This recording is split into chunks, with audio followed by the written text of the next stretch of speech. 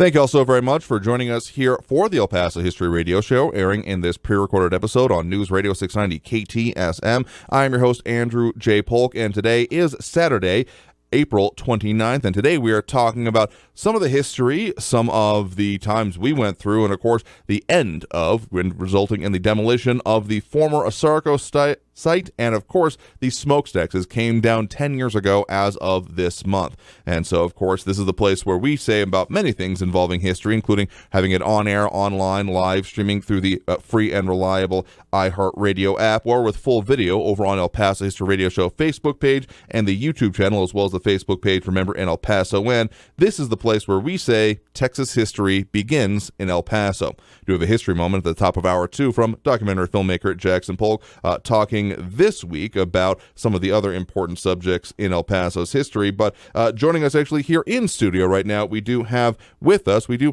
Jackson Polk to talk about some of these subjects, and particularly the times and experiences we had going around the now former ASARCO smelter site. Thank you very much for joining us here in studio today. Yeah, it's good to be here. I have not been in the studio in over a year. Yeah. But that's okay. I'm having a good time already. Sounds about right here. Yeah, as we're going to be delving into these subjects, because as much as, it was April 13th, so a little bit earlier this month, but as of this month, it was 10 years ago today that the final big demolition happened on the ASARCO site, capping off more than a century of history, of development, of production, and, of course, controversy involving the site here. And we had a very unique view on a lot of those ending bits as we were going around through the production company, Capstone Productions, all through the site immediately leading up to the full demolition of it. So we got, I would hesitate to say, not more than a view that a handful of people got, except for those that were maybe actually doing the demolition itself.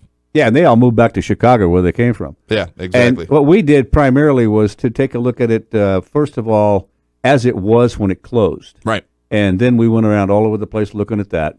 And as the stacks came down, that was the ending of the big publicity of it. Sure. But it kept on for a couple more years, right, as they took apart the powerhouse and a few other places.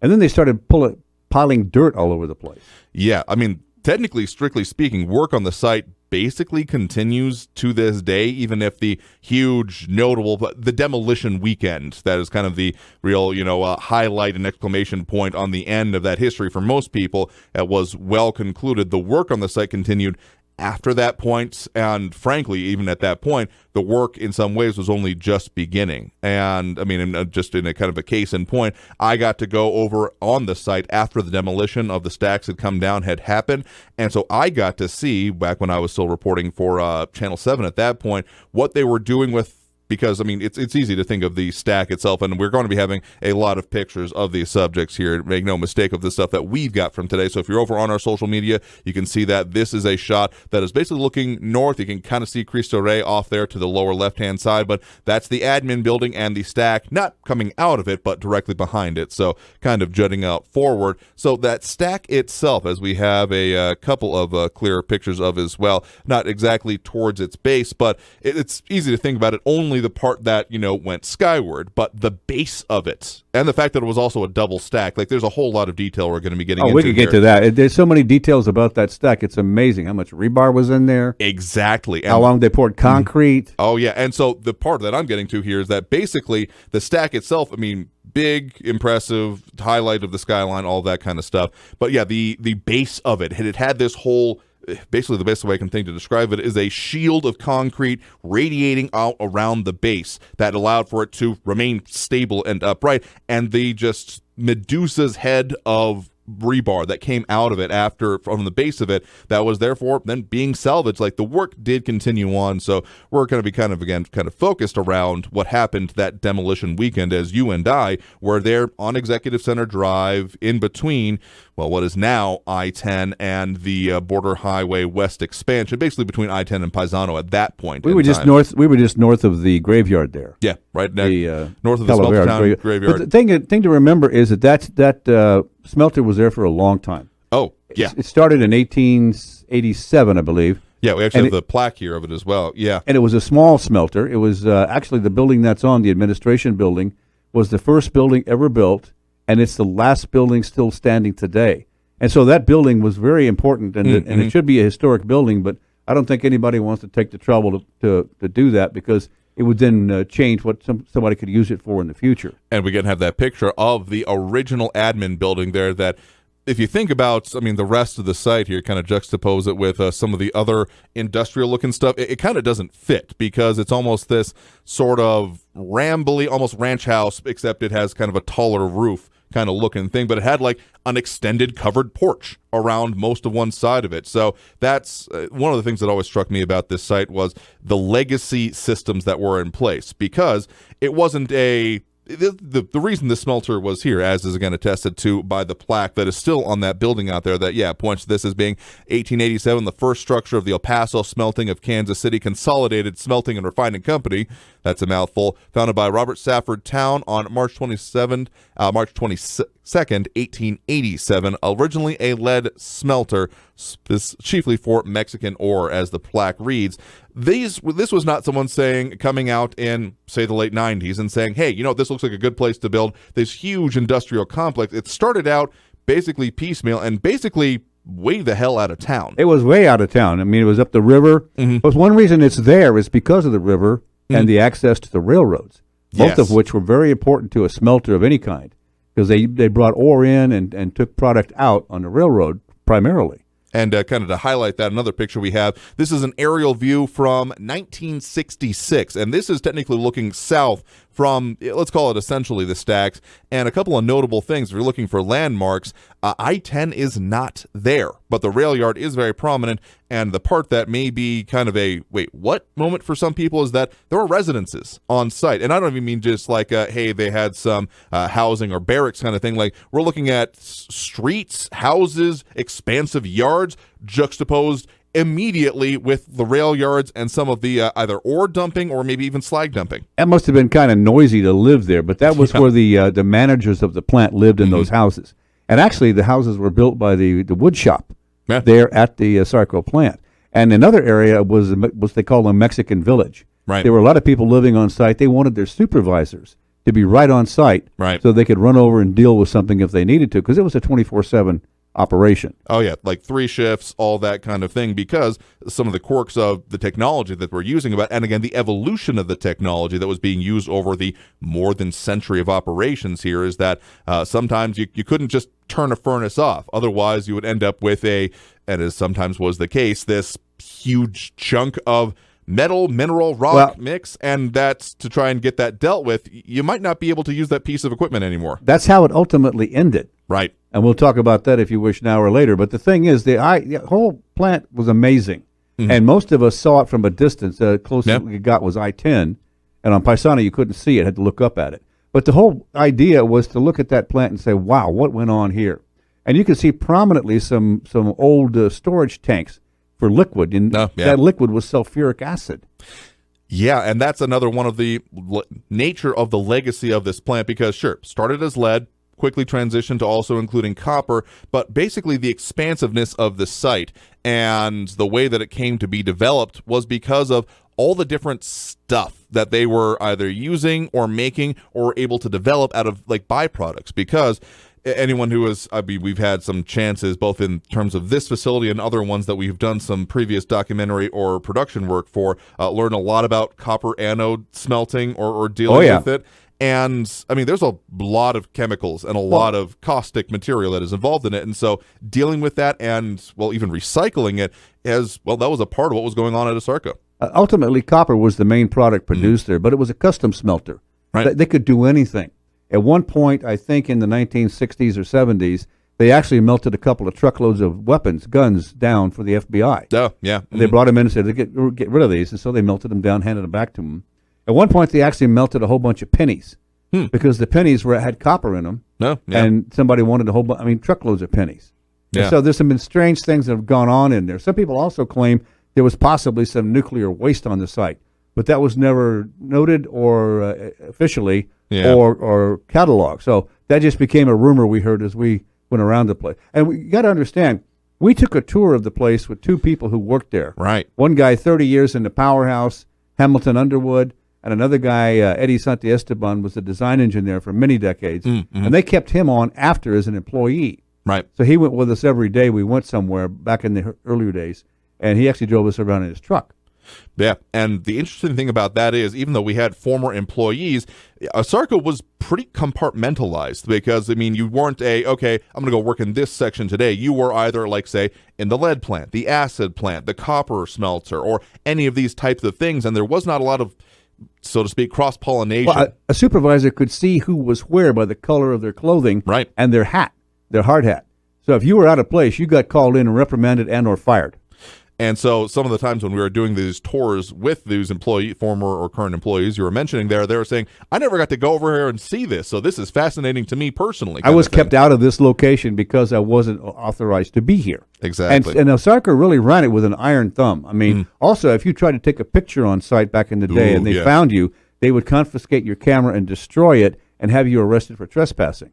And this is definitely in the era before everyone had a cell phone and the cameras involved with it. So it would have been decently obvious that there was, a flash camera going off, among other things. So, because, I mean, ultimately this site did cease operations in 1999 for a variety of reasons that we'll get into as well. And then we're talking about the bankruptcy proceeding, the cleanup that happened along with it, 2005 through 2009, demolition going on about 2010 specifically. And we're also going to be getting into the times that we were able to go through a whole lot of these facilities. So we're going to be exploring a lot, as much as we can cram into. An amazing place.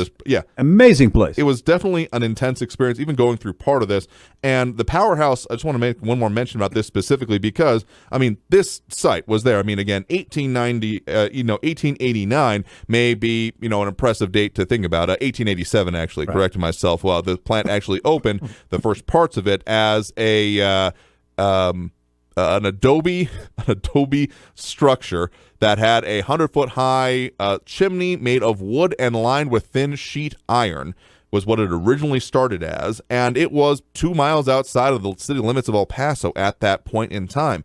And so that point, there wasn't that much electricity use going on, but as it came in over the years, there wasn't necessarily a whole lot of generation that they could just hook up to power lines on, so they were doing it on site when we're talking about the powerhouse that we spent a decent amount of time in. And so that's some of what we're going to be going into because, the site and kind of that point of it, there was just layers of technology and history literally layered on top of itself because, all right, well, we've been using this generator made out of, say, the engine from a Liberty ship from World War II, and it's still in use to almost the end of the time that there was power generation happening on site, and then you juxtapose that with, like, modern computers. It was all intermingled because the focus was keeping the place running. And they were scavengers and cheap, ASARCO was.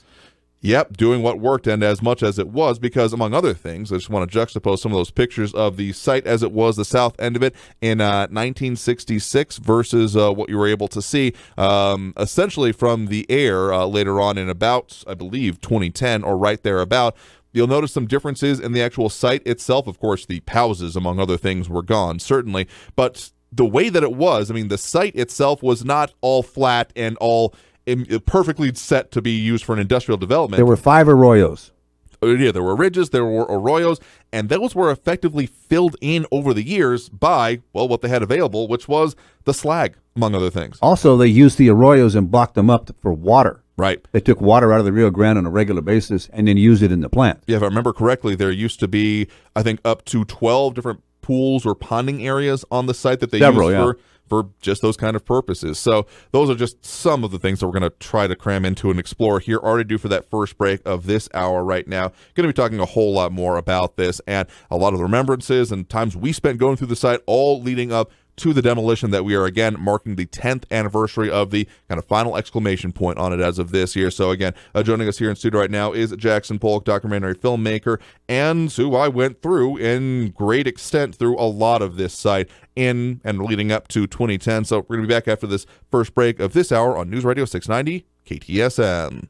You are listening to the El Paso History Radio Show, streaming on Facebook, where you can find archive radio programs. The El Paso History Radio Show also streams on the Facebook page Remember in El Paso When, run by Chief Administrator Barbara Gibbon-Bainey, known as BGB. Check out that page for thousands of archived pictures and videos of El Paso history. Remember in El Paso When on Facebook. The El Paso History Radio Show also streams on Saturday mornings on our YouTube channel, El Paso History TV. Go to youtube.com/El Paso History TV, for archives of the El Paso History Radio Show. Also on that YouTube channel, you can see for free many other videos, documentaries, and lectures about El Paso area history at youtube.com/El Paso History TV. Additionally, watch a dozen TV documentaries about El Paso history for free there on our YouTube channel. This includes Legends of El Paso's Mountains, Gunfights of the Old West, El Paso's Waco Tanks, Mexican Revolution sites in El Paso, and 8 more TV documentaries produced by El Paso filmmaker Jackson Polk since 2001. And at youtube.com/El Paso History TV, you can watch for free 20 short videos we produced that were broadcast on ABC7 KVIA TV newscasts. This series is called El Paso History TV and features Spanish missions and churches on El Paso's Mission Trail, plus the Guadalupe Mission in Juarez, Mexico. That church was built in 1659 and is the oldest known adobe building on the El Paso Juarez Valley. It still welcomes Catholic worshipers today. Go to El Paso History TV on youtube.com. You're listening to the El Paso History Radio Show streaming on Facebook, where you can find archive radio programs. The El Paso History Radio Show also streams on the Facebook page Remember in El Paso When, run by Chief Administrator Barbara Gibbon-Bainey, known as BGB. Check out that page for thousands of archive pictures and videos of El Paso history.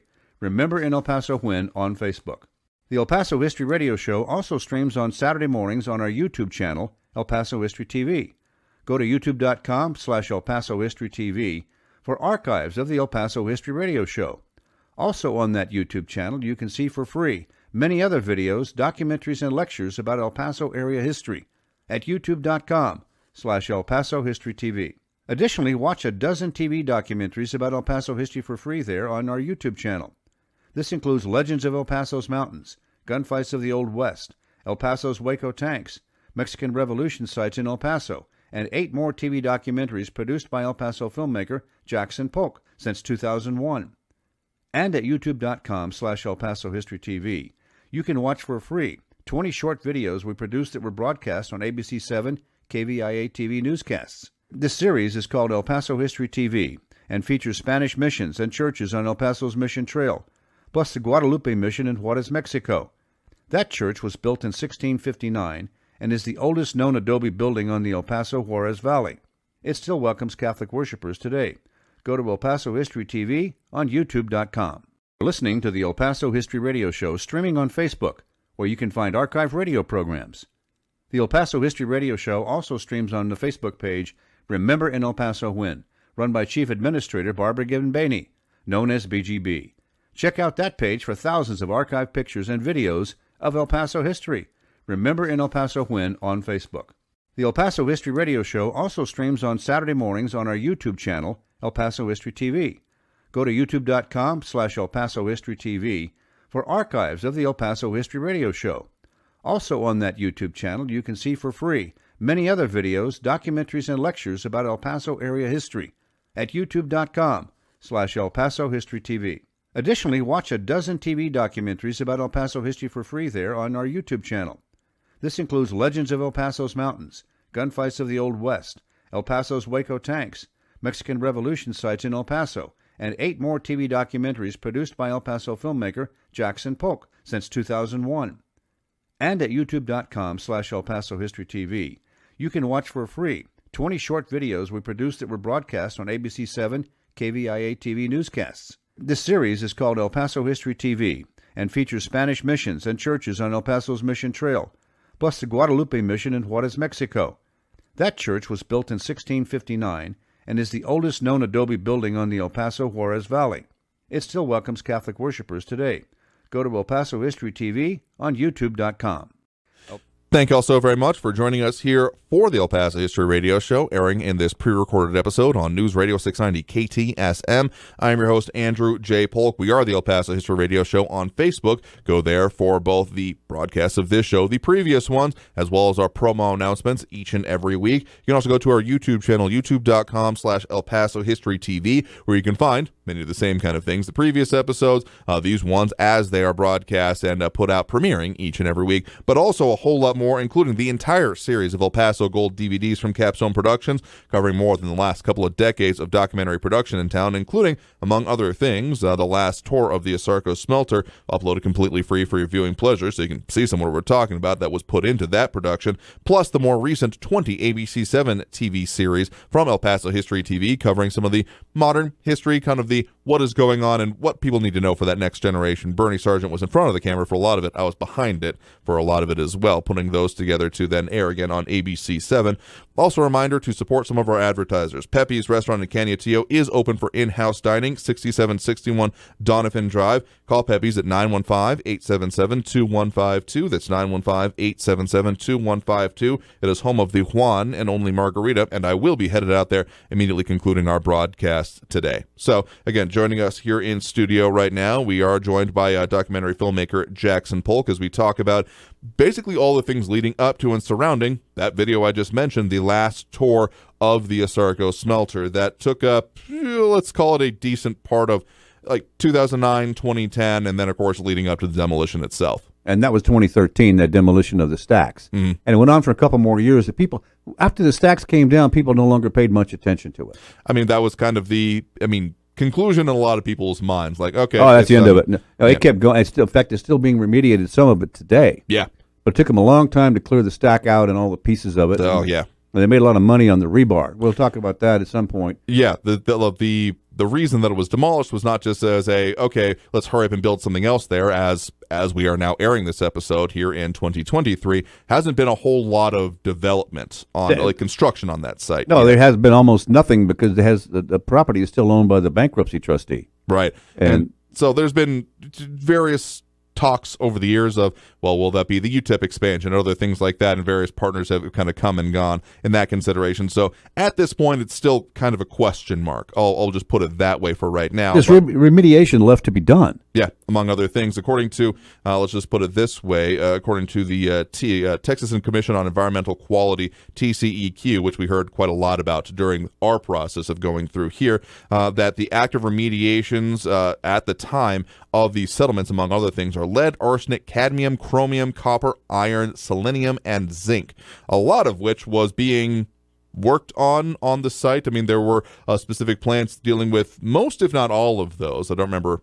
exactly if there was a selenium plant, but there definitely was for copper, lead, arsenic, zinc, among other things. So those were both some of the things being refined and extracted specifically on site. But the thing about minerals and the extraction of them, it's not okay, well, this rock is just copper and we're good with it here, and this one is just the zinc one. Okay, put that one over the zinc plant. It's a whole mishmash of things, and it's about the industrial scale and ease of basically removing it that makes it therefore industrially viable. And that's what, again, this whole site was focused on as it developed over the years, was on not even just refining the material, but refining the process that they used for it as well. And so we got a chance to, among other things, as we started going through the site again, starting a few years before the demolition itself, seeing how the process, how the journey of ore actually went. And this is kind of an interesting picture on that, because this would have been one of the entry points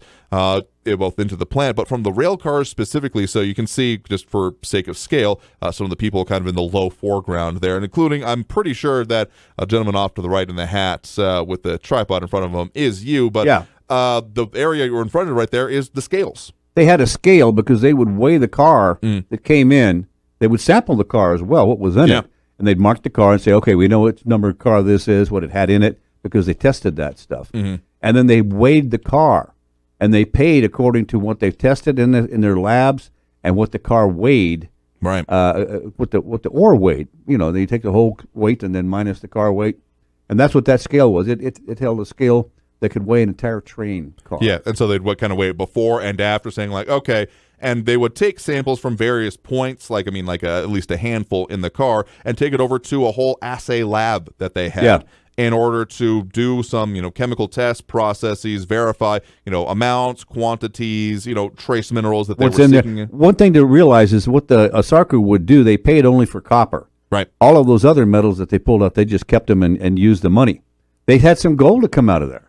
which is an interesting point that we'll get into once we talk a little bit more about the demolition process, because you may think, okay, trace amounts there. I mean, gold is gold, but there was some, let's just call it a boulder at the end of it. So we'll talk about that in a bit as well. But I mean, the whole process, the ore would come in, would be weighed on these scales, and then they would go over. Basically, most of the train cars had essentially these shutters on the bottom. The dump at the bottom, they could open it up, and the stuff would just drop out. It would go on conveyor belts from there, and they'd raise up and go into an ore bin where they stored, I don't know, maybe 15 different fields of 50 feet wide. 50 feet wide by 100 yards long. Yeah. And they just dump stuff in there, and then when they needed it to go put it into the smelter and use it, they had a mixologist kind of guy. He was the smelter guy. I mean, he had a name, I'm sure, of his business, of his operation.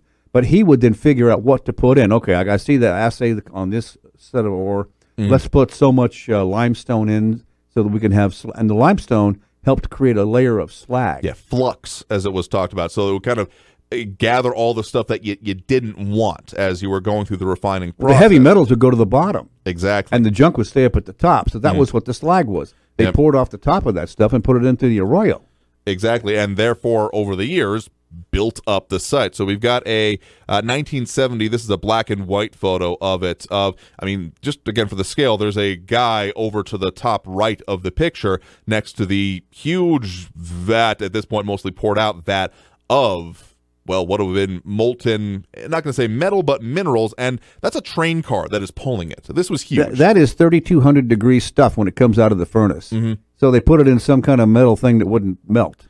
Usually kind of like some kind of mix of potentially copper itself, because it's actually a good way to keep it from trying to melt as much, but also like ceramics, other things that, I mean, it couldn't sit in there forever, but it was enough to transport it out and let it be dumped off on the site. So this is both waste management as well as, in some cases, site building. Got the chance to see one of those happening. I remember we were driving from something along I-10, headed north on I-10, going in between, ASARCO and the UTEP Mountains. Like a volcano coming down the side. I mean, it's literally molten rock and trace metals at that point. So, yeah, lava is a pretty good analog. Oh, yeah. And it was a bizarre event. I never got on site to see that, but I did see it from the highway.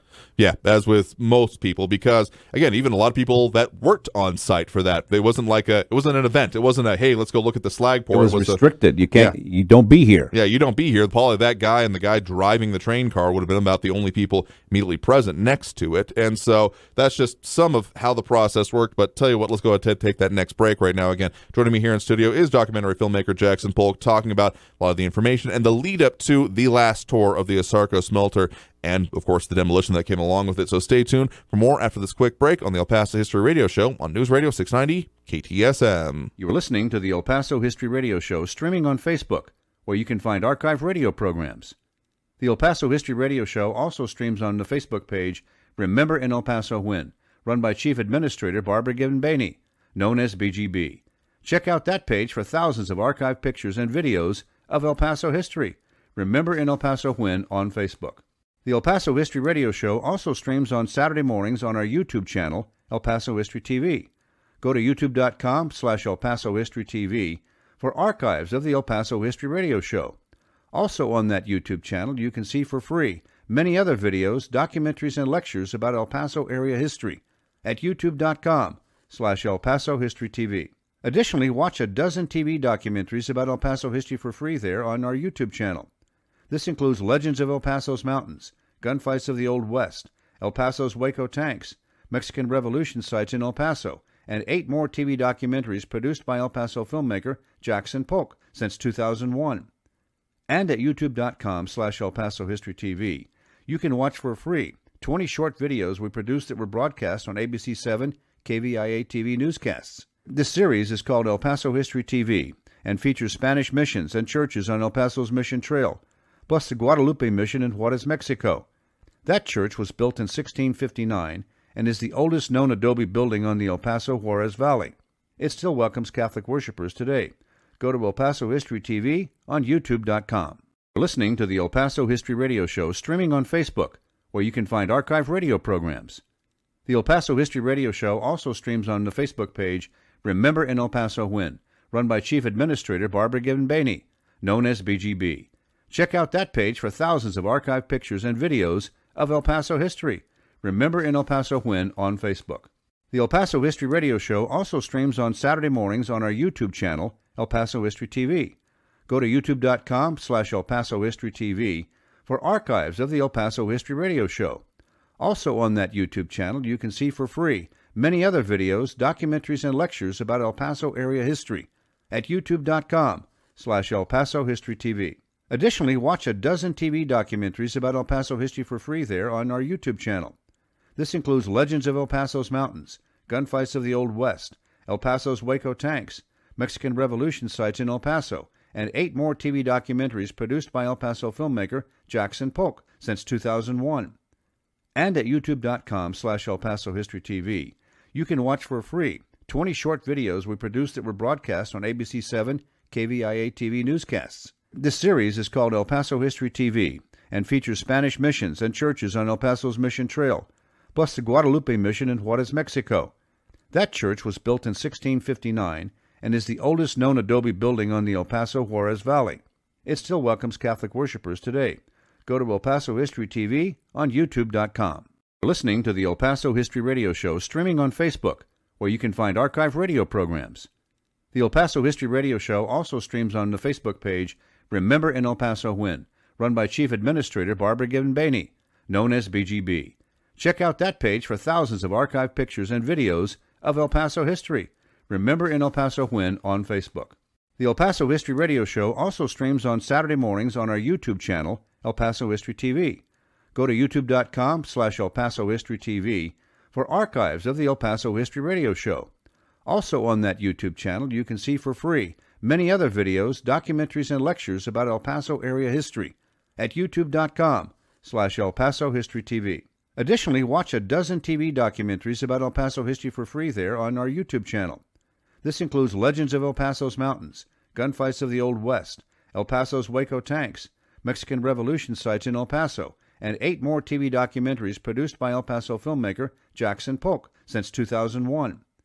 And at youtube.com/El Paso History TV, you can watch for free 20 short videos we produced that were broadcast on ABC 7 KVIA TV newscasts. This series is called El Paso History TV and features Spanish missions and churches on El Paso's Mission Trail, plus the Guadalupe Mission in Juarez, Mexico. That church was built in 1659 and is the oldest known adobe building on the El Paso Juarez Valley. It still welcomes Catholic worshipers today. Go to El Paso History TV on youtube.com. Welcome back to the El Paso History Radio Show, airing in this pre-recorded episode on News Radio 690 KTSM. I'm your host, Andrew J. Polk. Of course, take a moment to talk about some of our great partners in promoting different aspects of El Paso's history, including the group over with Celebration of Our Mountains. Just had this past week, as we are airing this episode, their start of their meetings the last Thursdays of each month at Artavino's Desert Crossing. So if you missed this one, they'll do it again next month. They meet 7 p.m. last Thursday of each month. If you want to find any information about what they got going on, I'll talk about Leading Heights or the organization. Best way to contact them these days is via email, particularly with their new and returning president, Philip Goodell. So the email for him is philipgoodell43@gmail.com. That's PHILIPGOODELL 43@gmail.com. So again, joining us here in studio right now, we do have with us documentary filmmaker Jackson Polk, and of course talking about a lot of what led up to and then went into the last tour of the El Paso smelter. That had, well, we had a lot of footage, a lot of access to the site in order to get in, around, and show off a lot of what had been going on there over the, well, just call it the generations, because, yeah, as it started out there, with that, of course, being the admin building there at the stack behind it, 1887, beginning of the founding of it, and then the actual operations on August 29th, 1887, went on there for quite a long time. It became quite the expansive industrial site. It was a major employer as well. Absolutely. In El Paso. And also, they did a lot of civic stuff. They paid a lot of charity work. No, sure. Out, and so they had actually become part of El Paso's economy, and at some point you could say they were actually good citizens. I think they were doing that to make sure people didn't get too upset about the the noise and the smell. I mean, at a certain point, it also became a part of El Paso, literally. Again, going back to one of those aerial views we got, showing that as how, I mean, particularly from this view, that was taken July 4th, 2010. Of course, I-10, you can see there kind of in the bottom corner, the Juarez as it started developing around it. And then, as we know, there was a whole lot more, and then this one's a better view, a little bit from further north, looking south on the site. I mean, El Paso grew up around it, kind of leapfrogged it. There wasn't a whole lot of necessarily development right next to it, except for, like, well, UTEP, let's put it that way. But also the rest of the city. The city caught up with it within shortish order. It didn't take long, and the smelter then became part of the internal, inside the city limits, actually. Yeah, exactly. And that's when people started complaining about it, so they did the best they could to remediate things. And, you know, like for example, one reason they put up such a tall smokestack every time they could was to shoot that stuff way up in the air so it wouldn't land on people around them. Yeah, so, theoretically. Yeah, that was the concept, the idea of why, you know, in the industrial age, why were smokestacks seen as like the symbol of it, is because the idea was you put it up high enough in the air, it disperses enough so it's not an issue anymore. Now, that still became an issue later on, to be entirely fair, when there was investigations going on, like people's front yards, potential, you know, contamination that happened via dispersal via the air, and like the Sunset Heights area. So ASARCO got the credit for that. Yeah, so we'll talk more about that in a bit as well. That, not to say that that's a minor point on its own, but we're focusing primarily on this site. And so, yeah, the reason I did that whole huge stack was for that, among other things. But then also, there was a whole lot more when it came to, well, them just wanting to, the employment history of it is interesting. Among other things, what was kind of able to be found in the roles that Pancho Villa may have actually worked there, if only briefly. As a security guard, supposedly. Yeah, which is, you might think, I mean, of course, I don't think he was a revolutionary at that point in time, but he was just taking a day off and trying to make some money. Exactly. Yeah, but he's another whole subject entirely. But apparently he worked there briefly at some point. Yeah, which is fascinating in its own right, and shows the kind of span of history that we're talking about there. So, but when it came to kind of what happened with the site, of course, copper was one of its primary motivations, even if lead was what it was founded as. And so it started off being from some of the, you know, Mexican ore fields down to the south, and then for coming up into the U.S. And then once the railroads came through, it became a, well, why would you have something like that here, is because this was a crossroads of, you know, the stuff coming from south to north, but then also from west to east for, well, say out of the Arizona copper fields and things like that, was part of the reason this site existed there. Yeah, Bisbee, Arizona was huge. Mm-hmm. If you've ever been over there, there's a huge hole in the ground. Jeez, they once had a lot of copper. Yeah, hundreds, if not thousands of feet deep. So they'd bring the ore in sometimes to El Paso or wherever else they took it. But El Paso was a major area, this smelter here, for refining and changing copper dirt into copper plates. Yep, and so that anode production continued on well into the 90s, but it was then in 1999. At the very least, this was kind of the public part of it that was put forth, that, operations have to slow down at this point because there was a significant drop in the price of copper. But as we got internationally, as we then got to get through the site, the idea of it being only temporary, that just became longer on, I don't totally buy that in retrospect. Well, the day they shut the plant down, apparently, I heard from one guy who was there, they turned off all their equipment and walked out. Now, sometimes the smelting process was in progress, right, as they did that. So they ended up turning off the big, huge smelting furnaces, and with copper still in it. So once it cooled off, you could no longer use that machine.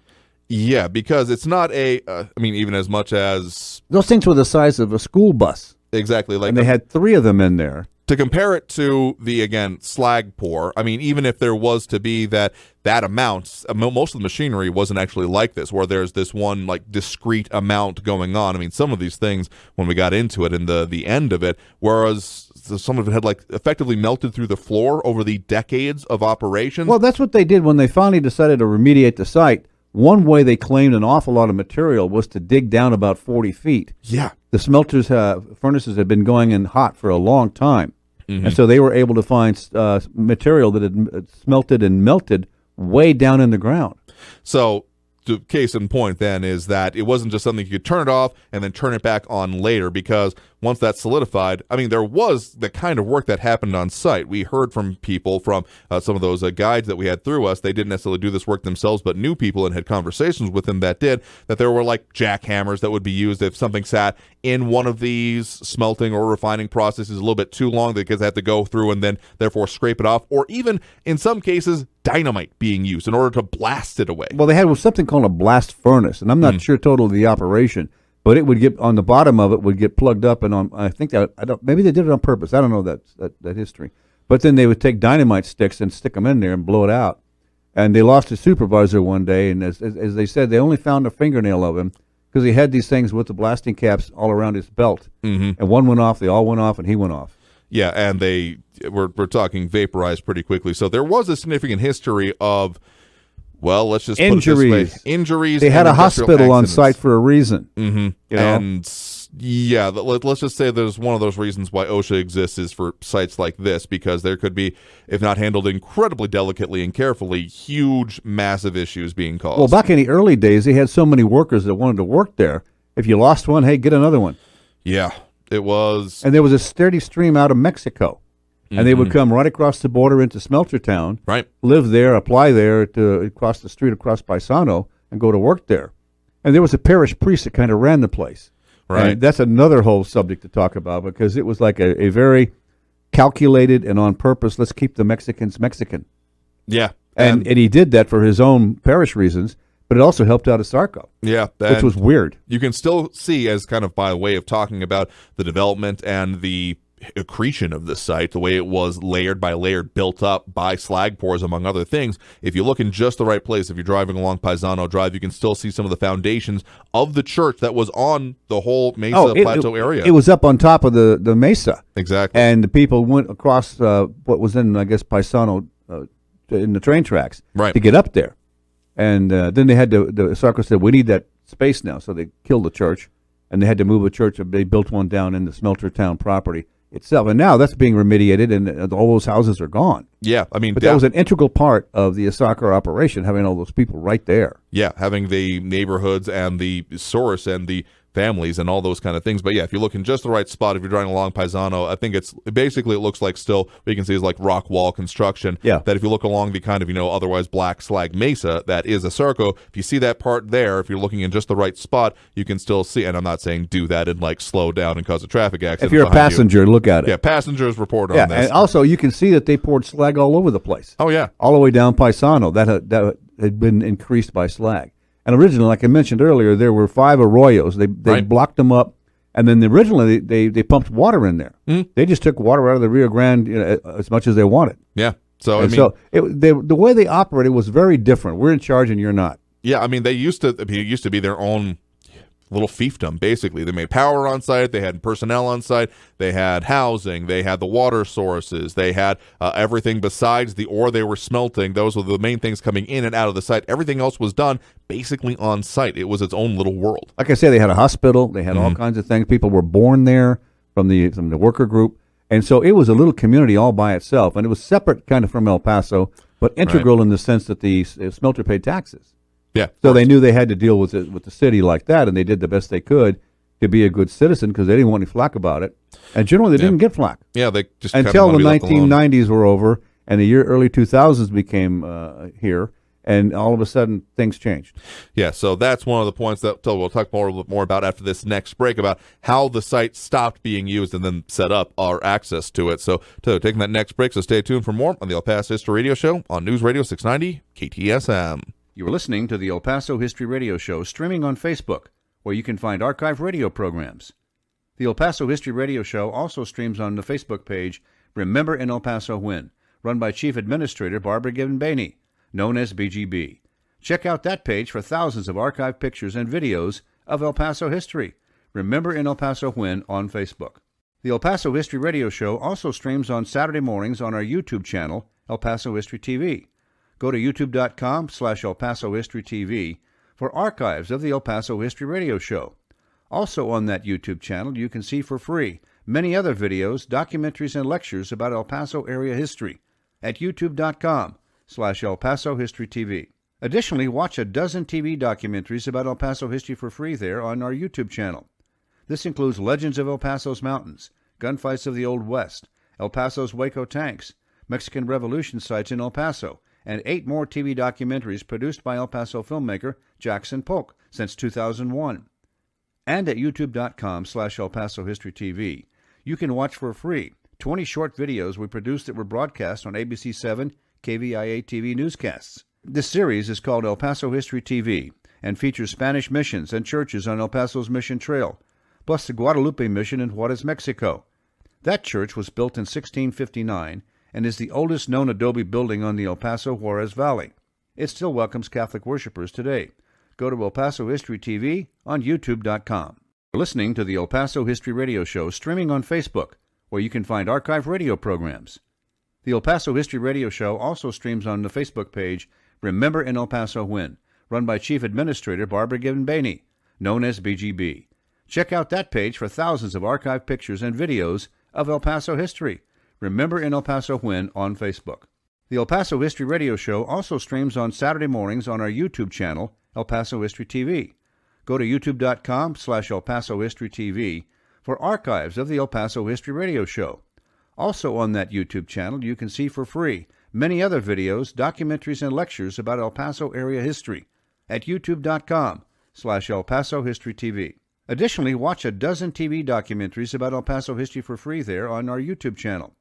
This includes legends of El Paso's mountains, gunfights of the Old West, El Paso's Waco tanks, Mexican Revolution sites in El Paso, and 8 more TV documentaries produced by El Paso filmmaker Jackson Polk since 2001. And at youtube.com/El Paso History TV, you can watch for free 20 short videos we produced that were broadcast on ABC 7 KVIA TV newscasts. This series is called El Paso History TV and features Spanish missions and churches on El Paso's Mission Trail, plus the Guadalupe Mission in Juarez, Mexico. That church was built in 1659 and is the oldest known adobe building on the El Paso Juarez Valley. It still welcomes Catholic worshipers today. Go to El Paso History TV on youtube.com. You're listening to the El Paso History Radio Show streaming on Facebook, where you can find archive radio programs. The El Paso History Radio Show also streams on the Facebook page Remember in El Paso When, run by Chief Administrator Barbara Gibbon-Bainey, known as BGB. Check out that page for thousands of archive pictures and videos of El Paso history. Remember in El Paso When on Facebook. The El Paso History Radio Show also streams on Saturday mornings on our YouTube channel, El Paso History TV. Go to youtube.com/El Paso History TV for archives of the El Paso History Radio Show. Also on that YouTube channel, you can see for free many other videos, documentaries, and lectures about El Paso area history at youtube.com/El Paso History TV. Additionally, watch a dozen TV documentaries about El Paso history for free there on our YouTube channel.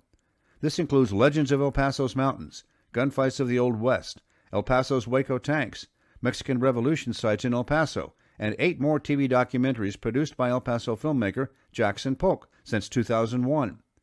And at youtube.com/El Paso History TV, you can watch for free 20 short videos we produced that were broadcast on ABC 7 KVIA TV newscasts. This series is called El Paso History TV and features Spanish missions and churches on El Paso's Mission Trail, plus the Guadalupe Mission in Juarez, Mexico. That church was built in 1659 and is the oldest known adobe building on the El Paso Juarez Valley. It still welcomes Catholic worshipers today. Go to El Paso History TV on youtube.com. Welcome back to the El Paso History Radio Show, airing in this pre-recorded episode on News Radio 690 KTSM. I'm your host, Andrew J. Polk. Thank you for tuning in, however you may be doing so, be it on air, online, live streaming through the free and reliable iHeartRadio app, or joining us over on the various social media pages, Facebook, YouTube, Twitter, and Twitch.tv, either under El Paso History Radio Show, El Paso History TV, or Andrew J. Polk. Mentioning at least one of our other great partners in promoting different aspects of local history, including Rick Kern's music podcast, Talk and Rock Radio. Find him over on talkandrockradio.com, going through a lot of remembrances, particularly of the performances and the history of those who came through and the different locations that did that in town. So again, Talk and Rock Radio, where he has, well, remembrances directly from those who participated in them and still coming through town to this day, talkandrockradio.com. But again, joining us here in studio right now, we do have Jackson Polk, documentary filmmaker, and specifically producer, documentarian, etc., for the last tour of the El Paso Smelter documentary that came out, well, around this time. We're talking about, as we are, of course, marking the 10th anniversary of the quote-unquote final demolitions happening on the ASARCO site 10 years ago as of this month, April 13th specifically. There's some personal history wrapped up in that we might mention in a bit. But one other thing that we wanted to mention about the operations of the site is that particularly as things progressed on and it was less an island out in the middle of nowhere of industrial production and became more surrounded by development, the city, civilization in general, is that, operations did shift a bit, mostly in the way that some of the operations, particularly like slag dumps and stuff like that, started happening only at night, and the stuff happening on site in order to, well, just kind of further reinforcing that it was its own microcosm, was happening based on their own predictions about when it would be most favorable to do so. Well, they had a weather station, and they could figure out how to shoot that stuff out the stack, and it had it wasn't a continuous flow. They were able to regulate it. So when they finally did that, and you realize that's what they were doing, it's like, oh my goodness. So they had all kinds of things that they did to try to not get in trouble. Particularly as, again, more scrutiny started coming along. The development of the stack itself, which I don't have a decent picture for it right here. Maybe we'll see if we can drag up one here in a minute. But this was actually a double stack. It was not the outer part that had, of course, the famous orange and white and the ASARCO letters on it. That's not actually where the inner part of that, where the smoke and stuff being spewed forth, was actually touching. It was an inner, smaller stack that was essentially the sheath for. Yeah, the outer stack was to basically keep the temperature the same around the inner stack. So when they put stuff through it, it would just go flying out of there. Also, that stuff, even when it was cold and old, and we got in there, and we did walk around in there, you could lose your hat going straight up just because of the different atmospheric pressure at the top. That's an 828-foot stack. That was quite the draw for it. And actually, here is one of those pictures, actually, that shows them inside during the demolition process here. So this is showing them a couple of the workers doing the demolition work inside the inner part of it. They were packing dynamite into both of the bases of the inner and outer stack. Right. And they cut holes in them so that they would not have to blow so much dynamite. Right. And they didn't cut enough holes that it would fall over, but it would make it lean in that direction. If you want to get into another thing they did around the back of the stack that they wanted to top over like a tree, right? They cut the rebar that was at the base of the stack on the outside. And that's part of the process that we saw, again, on that early morning just before. It was dawn, but the light hadn't actually hit the site yet by the time the demolition actually happened. The last thing they did was cut that rebar. And we could see that in that very early morning light. They had to blow it. We can get into some of the details of that morning because it was very unusual. It was, but I just want to make the point about the double-sided part of it. But the reason, again, the site shut down and became what it was, again, drop in the international copper price, again, it was kind of publicly put forth as this is a temporary shutdown and we'll see if we can bring it back, though. Maybe I'm misremembering from that point in time. I was in elementary school when this happened, to explicitly date myself. But the reason that I'm a little bit maybe dubious about that as ever having actually been the plan is because I was actually a classmate with someone whose parents were employed on that site that were in short order moved out of our area to some of those like Arizona and otherwise operations. So you could tell by looking back through history that something was going on. Yeah. And so when we stepped onto that site, seeing I think it was. The reason I think that maybe that was part of the message of it'll be coming back is that things were just turned off. There was no all right, let's clean this up and make it so that something could potentially happen later. Like you mentioned, smelting processes were going on. But, the thing that we saw, including sledgehammers just shut down and just leaned against a wall, not even put away. Gloves that were just kind of taken off and put on a chair seat. And a key put on top of them that goes to all the spaces. Exactly, like someone was expecting to come back in short order and grab that again, maybe the next day. And then these belts, the conveyor belts that kind of, they're flat when they're empty, but then kind of bow down when they're heavy with ore, still filled as we came in there better part of a decade later. Oh, yeah. It was amazing to see that they hadn't really shut it down clean. They just turned it off and walked away. They just said, which means you couldn't turn it back on very easily. Exactly, which confounded some of those other pushes that were made before the demolition came along. But tell you what, we're at the end of this hour right now, so we're going to continue on with this, including talking about how we got involved on this site and how we got this access that was very unique at that point in time for non-demolition purposes. So that's going to do it for the first hour of this program. Again, joining us here in studio is documentary filmmaker Jackson Polk, continuing on talking with him about the remembrances, the experiences we had on this site as we are again marking the 10th anniversary of the demolition of the ASARCO smokestacks. So stay tuned for more on the El Paso History Radio Show after the top of the hour news here on News Radio 690 KTSM. You are listening to the El Paso History Radio Show, streaming on Facebook, where you can find archived radio programs. The El Paso History Radio Show also streams on the Facebook page Remember in El Paso When, run by Chief Administrator Barbara Gibbon-Bainey, known as BGB. Check out that page for thousands of archived pictures and videos of El Paso history. Remember in El Paso When on Facebook. The El Paso History Radio Show also streams on Saturday mornings on our YouTube channel, El Paso History TV. Go to youtube.com/El Paso History TV for archives of the El Paso History Radio Show. Also on that YouTube channel, you can see for free many other videos, documentaries, and lectures about El Paso area history at youtube.com/El Paso History TV. Additionally, watch a dozen TV documentaries about El Paso history for free there on our YouTube channel. This includes Legends of El Paso's Mountains, Gunfights of the Old West, El Paso's Waco Tanks, Mexican Revolution sites in El Paso, and 8 more TV documentaries produced by El Paso filmmaker Jackson Polk since 2001. And at youtube.com/El Paso History TV, you can watch for free 20 short videos we produced that were broadcast on ABC 7 KVIA TV newscasts. This series is called El Paso History TV and features Spanish missions and churches on El Paso's Mission Trail, plus the Guadalupe Mission in Juarez, Mexico. That church was built in 1659 and is the oldest known adobe building on the El Paso Juarez Valley. It still welcomes Catholic worshipers today. Go to El Paso History TV on youtube.com. You're listening to the El Paso History Radio Show streaming on Facebook, where you can find archive radio programs.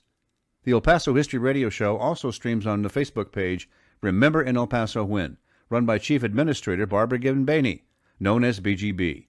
Check out that page for thousands of archived pictures and videos of El Paso history. Remember in El Paso When on Facebook.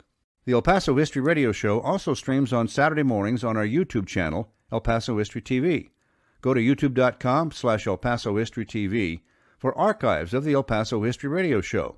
Also on that YouTube channel, you can see for free many other videos, documentaries, and lectures about El Paso area history at youtube.com/El Paso History TV. Additionally, watch a dozen TV documentaries about El Paso history for free there on our YouTube channel. This includes Legends of El Paso's Mountains, Gunfights of the Old West, El Paso's Waco Tanks, Mexican Revolution sites in El Paso, and 8 more TV documentaries produced by El Paso filmmaker Jackson Polk since 2001. And at youtube.com/El Paso History TV, you can watch for free 20 short videos we produced that were broadcast on ABC 7 KVIA TV newscasts. This series is called El Paso History TV and features Spanish missions and churches on El Paso's Mission Trail, plus the Guadalupe Mission in Juarez, Mexico. That church was built in 1659 and is the oldest known adobe building on the El Paso Juarez Valley. It still welcomes Catholic worshipers today. Go to El Paso History TV on youtube.com.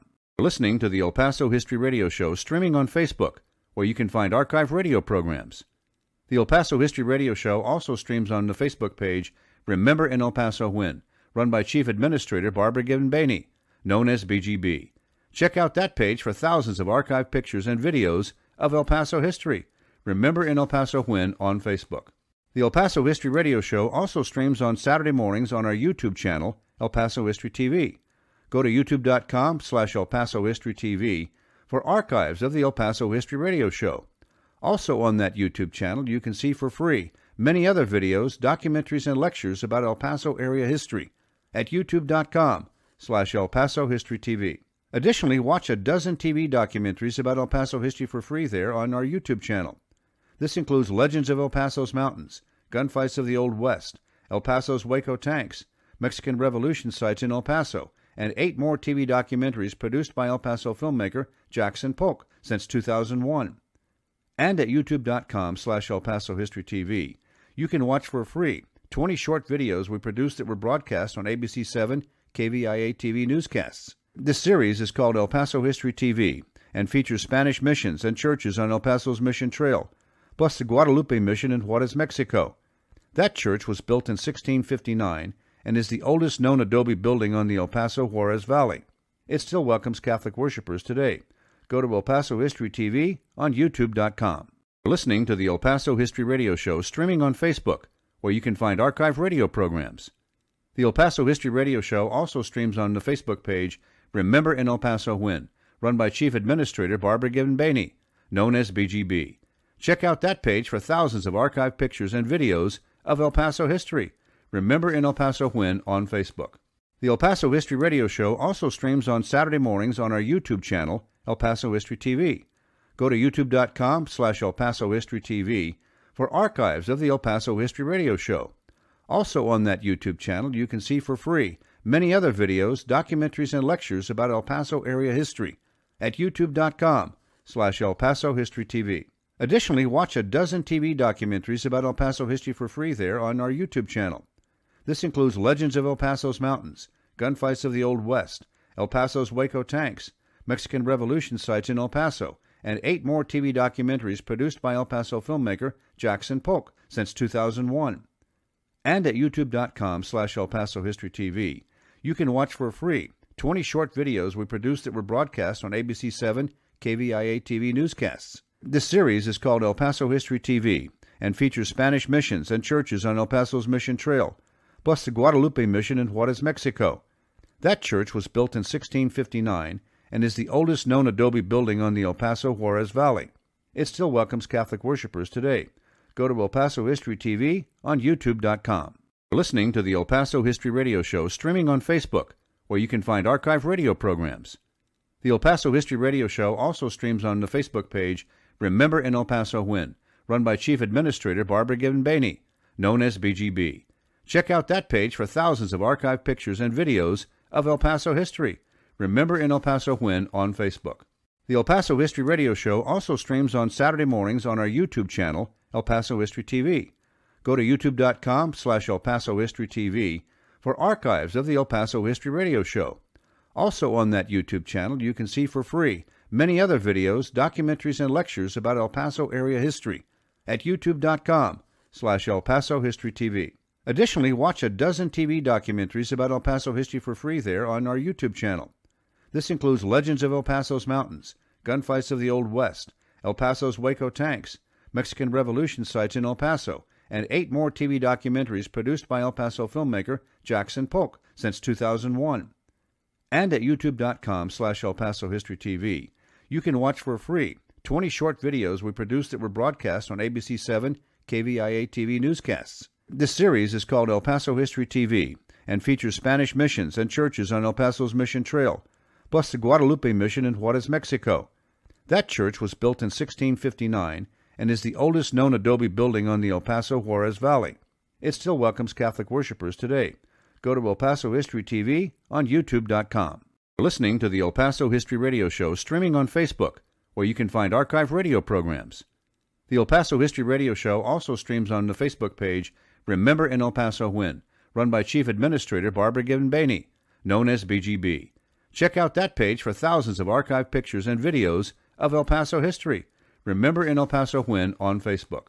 The El Paso History Radio Show also streams on Saturday mornings on our YouTube channel, El Paso History TV. Go to youtube.com/El Paso History TV for archives of the El Paso History Radio Show. Also on that YouTube channel, you can see for free many other videos, documentaries, and lectures about El Paso area history at youtube.com/El Paso History TV. Additionally, watch a dozen TV documentaries about El Paso history for free there on our YouTube channel. This includes Legends of El Paso's Mountains, Gunfights of the Old West, El Paso's Waco Tanks, Mexican Revolution sites in El Paso, and 8 more TV documentaries produced by El Paso filmmaker Jackson Polk since 2001. And at youtube.com/El Paso History TV, you can watch for free 20 short videos we produced that were broadcast on ABC 7 KVIA TV newscasts. This series is called El Paso History TV and features Spanish missions and churches on El Paso's Mission Trail, plus the Guadalupe Mission in Juarez, Mexico. That church was built in 1659 and is the oldest known adobe building on the El Paso Juarez Valley. It still welcomes Catholic worshipers today. Go to El Paso History TV on youtube.com. Thank you all so very much for joining us here for the El Paso History Radio Show, airing in this pre-recorded episode on News Radio 690 KTSM. I'm your host, Andrew J. Polk, continuing on with our conversation about marking the, of course, 10th anniversary of the final demolition of the El Paso smelter smokestacks, ASARCO, and how they came tumbling down, and also our process of being involved with that. Continue our conversation with documentary filmmaker Jackson Polk on that. But starting off hour 2 of the program, as we usually do, with a history moment from documentary filmmaker Jackson Polk, talking this week about some of the history surrounding the Pueblo revolts. In 1680, the native indigenous Pueblo peoples of northern New Mexico rose up against the religious, economic, and political institutions imposed upon them by Spanish colonizers. What we now know as the Pueblo Revolt was the only successful native uprising against a colonizing power in North America. One result was the relocation of some tribes from northern New Mexico to what are now Socorro and Isleta, Texas. The Spanish came to New Mexico in 1598, and for decades they imposed their ways on the Pueblos. The local people were considered subjects of the King of Spain. In the face of turmoil, suffering from prolonged drought, and fearing the complete loss of their culture, the Pueblo people resorted to armed resistance in August of 1680. During the revolt, many Spanish priests, soldiers, and settlers were killed. After a few weeks, the remaining Spanish were allowed to leave the area. They headed south on the Camino Real to El Paso del Norte, now Juarez, Mexico. The successful revolt kept the Spanish out of New Mexico for the next 12 years and was responsible for a different power dynamic upon their return. The Pueblo Revolt holds great historical significance because it helped ensure the survival of Pueblo cultural traditions, lands, languages, religions, and sovereignty. Today, that independence is why these tribes can operate casinos in the Albuquerque and Santa Fe areas. The Pueblo Revolt affected El Paso history when some of the Tigua and Pito Indians were brought to the El Paso area. The Spanish continued their dominance of these tribes and had them construct Catholic mission churches. The Tigua Indians built the Isleta Mission, and the Pito Indians built the Socorro Mission. In 1967, the Isleta tribe in El Paso gained federal recognition, but the Pito Indians at Socorro, Texas, were absorbed into the population and did not keep their tribal ways. The Catholic churches in Isleta and Socorro are the oldest in Texas. I'm Jackson Polk with this history moment for the El Paso History Radio Show. Also take this moment to mention some of our great partners in El Paso history work, including Barbara Given-Baney, the operator of the great Facebook group Remember in El Paso When. You can go there for archive pictures galore. They have more than 33,000, approaching 34,000 members as of last check. But please remember, the administrators and staff with this page have worked very hard in researching photos with our history attached, so they do ask that if you are using or sharing their photos, credit be given to the original site. And there is a lot of credit to be given to them for keeping this such a hefty group on task and on track. So a lot of credit, again, to be given to Chief Admin, Owner, and Historian Barbara Given-Baney, affectionately known as BGB, along with admins Rick Duncan, Rick Nahara, Margaret D. Smith, Jim Gerber, and moderators Ben Vincent and Dan Graves. And if they're always looking for a few more good hands and or eyeballs on this, because again, keeping that kind of a sizable group not infected with things that are not on topic is a very difficult and challenging one, and so they're always looking for a few more good hands with that. So again, Remember in El Paso When, the Facebook group Remember in El Paso When. And they're volunteers. And they're volunteers here. And so again, the guest joining us here in studio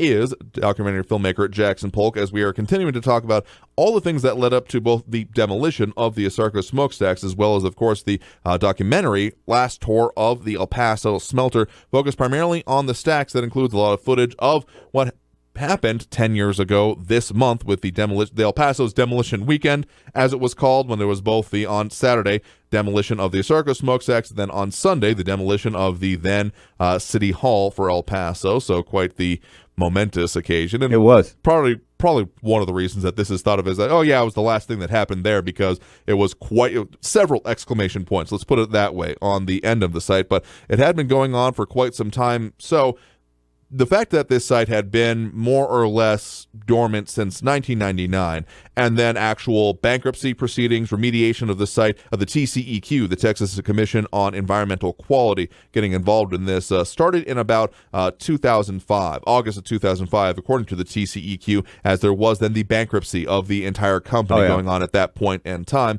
And when, among other things, the bankruptcy trustees, Project Navigator came on, Roberto Puga, of course, the influential figure ahead of the local operations for that aspect of it here, came on. Then that was finalized in 2009.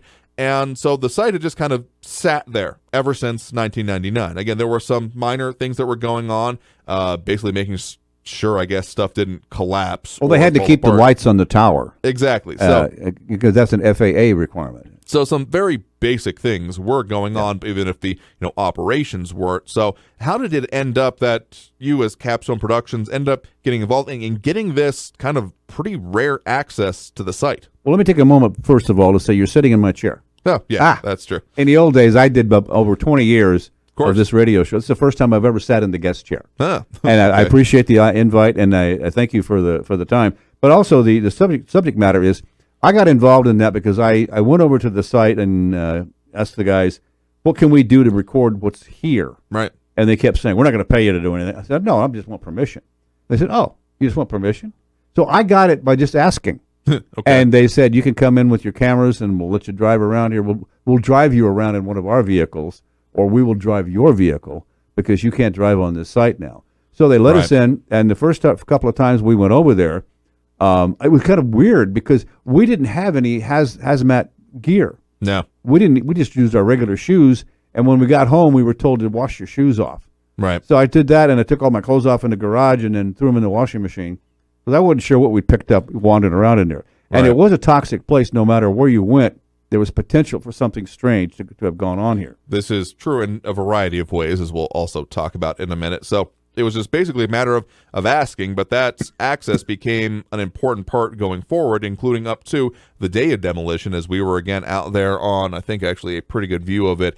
This is one of the aerial views of the site, in which at the southern part of it, you can see their executive center drive as it then meets up with Paisano. We were right there along about halfway up that span, maybe a little bit closer towards the bend, I guess would be a right way to put it. And this is, of course, before there was the Border Highway West expansion that came through and technically under where we were standing. Yeah, we were in the media area, and we were the closest people. There were some people on site, some dignitaries that wanted to be over there. They were on the opposite side. Right. And so we were on the sort of the north side, and we got there about 5 a.m. And just to put a note on this, it was the day you got married. It was. It was indeed. And you picked the date before they did. We had the date first, but when we were told that this was going to be a mid-April demolition, my now wife and I kind of looked at each other and said, "Oh boy, I wonder if it's going to be." And so it was, and that led to some interesting situations. Well, we had a party the night before, and you got up with almost no sleep and went over there, and yada yada. And so, anyway, it was a bizarre day for us. Yeah. Now, as the demolition progressed on that day with the stack, there were actually two stacks that came down at the same time. Right. Actually, the shorter one on the right in that picture, the 610-foot stack, they blew that one first, and they did the same way. They notched a big hole in it, and they put all this dynamite on one side, and when that side caved in after they removed the rebar on the back, when that side came down, it was a single stack, and it just came down and crashed. And weird thing was that when it came down, the top part broke off. Yeah. You could hear it whistling in the cameras. Came down in two segments we had put cameras over there, worked with ABC7, and put 4 cameras on site, and we told them the sequence to take the cameras because it would be very quick. Yeah. And we weren't sure the cameras were going to survive, but as it turned out, they did. Right. And it was amazing to see what happened because they microwaved all of those right up the canyon to their TV station. Yeah, wirelessly, because right up the canyon, I don't think I have necessarily the best view. Well, this one's pretty close. So this is, again, that aerial view kind of looking from north to south, basically over Paisano down towards the site. So if you go over towards the left side of that picture, up that canyon, right off basically out of frame, is then the operations of a KVIA ABC7. So the engineers came over and helped us do that, and we provided all the cameras, they provided the microwave, and we put that on TV. We also put it on a couple of websites and had it out there live. We had a bunch of people watching around the world. So we did the best we could to publicize this. But on site, we had several cameras. The one that you're about to look at now was a guy flying around. Right. And he was in a glider, powered glider. Excuse me. Yeah. And he snapped this picture. And the lower stack on the right had already fallen down and was coming apart. Yeah, it had just fully hit, and you can see on the left-hand side there with the main stack. And also, this is an interesting view that most people weren't able to see because even being on like the slight rise that was Executive Center or the kind of mountains that were at the, let's call it the western edge of Executive Center right before it hits I-10. I mean, there were a ton of people out on those hills. Oh, there were thousands of people up on those hills watching. And so when these things came down, they actually hit where they tried to hit them. Yeah, they hit on the site, but you weren't even from those vantage points able to see how they had done the site preparation. Oh, it was incredible. They dug it all up, and they put down a rubber mat. Then they put down what they call gorilla snot, which I'm not sure I want to describe. Special dirt, basically, both that was supposed to be low. low chance of dust coming up, and then basically a binder on it in order to make sure it would do even less. It sounded good. They also had water cannons out there. You can see, which you can see those huge misty tanks looking of things. water that they squirted all over the place, thinking that they were going to remediate the dust. It did some good, but I don't know how much good. It kind of did, but of course there was even just from the stack itself here in its final few half second there. And that's the water cannons on the bottom there. The water cannons, along with kind of behind it, some of the smoke that was coming, or I guess dust that was coming from the other smokestack having hit in seconds prior.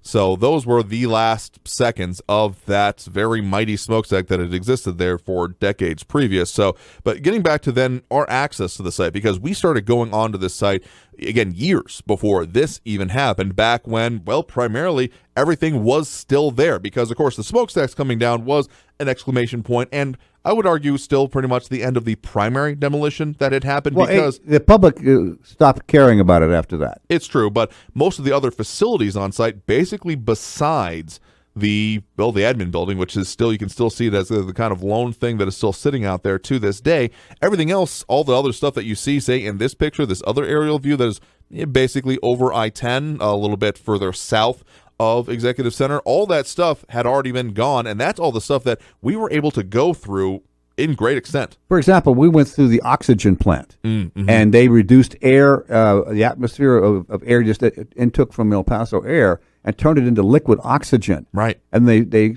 transported that across the site and shot it into those furnaces. So those furnaces really burn hot. Like I said, 3,200 degrees is what they told me. Yeah, basically the way blast furnaces, and I'm not by no means an expert in this, but the way it's been explained to me is that as opposed to, there are certain things where you put in like the fuel with there's a product called Coke, not referring to the beverage here, but it's a chemical mixture of like limestone and some ignition materials like coal or similar types of things that are meant to be a part of the smelting and the meltdown process. But in a blast furnace, basically you had a hunk of something, usually the metal that you were wanting to therefore pour or do something with, and you just basically directed, think of it as like Satan's hairdryer, basically, because it was able to put that air directly on that substance directly without having any of these other ignition materials around it. Those things were burning. They had fire shooting straight into them. Yeah. It wasn't just hot air. It was the flame was in there. And then what they would do, they would rotate those furnaces so they would mix it all up, and that's when the metal started settling, the heavy stuff to the bottom, and then the stuff that they didn't want would float to the top. And I mean melted.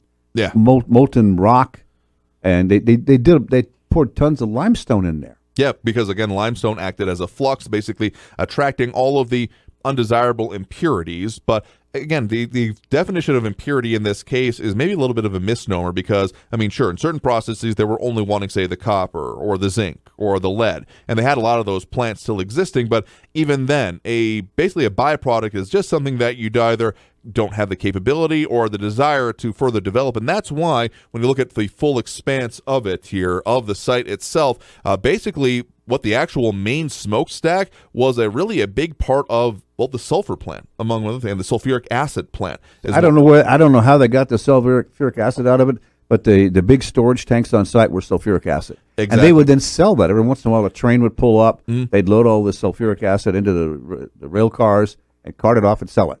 Because that's basically, when you talk about getting rid of impurities and stuff, there's always going to be, okay, well, what can we do with these impurities? Could we do something further to refine those and sell those? And that was basically the development of the site over the years. So this is, again, the aerial view, but we do have the pretty decent kind of on the level view of where the actual smokestack was in relation to, some of those big floors. There were, particularly on the taller building in the foreground there was actual, smelting and refining going on, but some of those pipes that were directing various different chemicals. It was an extensive site, and we got to go through a good chunk of it. So we're going to have to talk more about that, already do for that next break of this hour right now. Again, joining me here in studio is documentary filmmaker Jackson Polk, talking further about what went on, what we were able to see, and how it eventually resulted in that demolition. So back after this break with more on the El Paso History Radio Show on News Radio 690 KTSM. You are listening to the El Paso History Radio Show, streaming on Facebook, where you can find archive radio programs. The El Paso History Radio Show also streams on the Facebook page Remember in El Paso When, run by Chief Administrator Barbara Gibbon-Bainey, known as BGB. Check out that page for thousands of archived pictures and videos of El Paso history. Remember in El Paso When on Facebook. The El Paso History Radio Show also streams on Saturday mornings on our YouTube channel, El Paso History TV. Go to youtube.com/El Paso History TV for archives of the El Paso History Radio Show. Also on that YouTube channel, you can see for free many other videos, documentaries, and lectures about El Paso area history at youtube.com/El Paso History TV. Additionally, watch a dozen TV documentaries about El Paso history for free there on our YouTube channel. This includes Legends of El Paso's Mountains, Gunfights of the Old West, El Paso's Waco Tanks, Mexican Revolution sites in El Paso, and 8 more TV documentaries produced by El Paso filmmaker Jackson Polk since 2001. And at youtube.com/El Paso History TV, you can watch for free 20 short videos we produced that were broadcast on ABC 7 KVIA TV newscasts. This series is called El Paso History TV and features Spanish missions and churches on El Paso's Mission Trail, plus the Guadalupe Mission in Juarez, Mexico. That church was built in 1659 and is the oldest known adobe building on the El Paso Juarez Valley. It still welcomes Catholic worshipers today. Go to El Paso History TV on youtube.com. You're listening to the El Paso History Radio Show streaming on Facebook, where you can find archive radio programs. The El Paso History Radio Show also streams on the Facebook page Remember in El Paso When, run by Chief Administrator Barbara Gibbon-Bainey, known as BGB. Check out that page for thousands of archived pictures and videos of El Paso history. Remember in El Paso When on Facebook. The El Paso History Radio Show also streams on Saturday mornings on our YouTube channel, El Paso History TV. Go to youtube.com/El Paso History TV for archives of the El Paso History Radio Show. Also on that YouTube channel, you can see for free many other videos, documentaries, and lectures about El Paso area history at youtube.com/El Paso History TV. Additionally, watch a dozen TV documentaries about El Paso history for free there on our YouTube channel. This includes Legends of El Paso's Mountains, Gunfights of the Old West, El Paso's Waco Tanks, Mexican Revolution sites in El Paso, and 8 more TV documentaries produced by El Paso filmmaker Jackson Polk since 2001. And at youtube.com/El Paso History TV, you can watch for free 20 short videos we produced that were broadcast on ABC 7 KVIA TV newscasts. This series is called El Paso History TV and features Spanish missions and churches on El Paso's Mission Trail, plus the Guadalupe Mission in Juarez, Mexico. That church was built in 1659 and is the oldest known adobe building on the El Paso Juarez Valley. It still welcomes Catholic worshipers today. Go to El Paso History TV on youtube.com. You're listening to the El Paso History Radio Show streaming on Facebook, where you can find archive radio programs. The El Paso History Radio Show also streams on the Facebook page Remember in El Paso When, run by Chief Administrator Barbara Gibbon-Bainey, known as BGB. Check out that page for thousands of archived pictures and videos of El Paso history. Remember in El Paso When on Facebook. The El Paso History Radio Show also streams on Saturday mornings on our YouTube channel, El Paso History TV. Go to youtube.com/El Paso History TV for archives of the El Paso History Radio Show. Also on that YouTube channel, you can see for free many other videos, documentaries, and lectures about El Paso area history at youtube.com/El Paso History TV. Additionally, watch a dozen TV documentaries about El Paso history for free there on our YouTube channel. This includes Legends of El Paso's Mountains, Gunfights of the Old West, El Paso's Waco Tanks, Mexican Revolution sites in El Paso, and 8 more TV documentaries produced by El Paso filmmaker Jackson Polk since 2001. And at youtube.com/El Paso History TV, you can watch for free 20 short videos we produced that were broadcast on ABC 7 KVIA TV newscasts. This series is called El Paso History TV and features Spanish missions and churches on El Paso's Mission Trail, plus the Guadalupe Mission in Juarez, Mexico. That church was built in 1659 and is the oldest known adobe building on the El Paso Juarez Valley. It still welcomes Catholic worshipers today. Go to El Paso History TV on youtube.com. By Chief.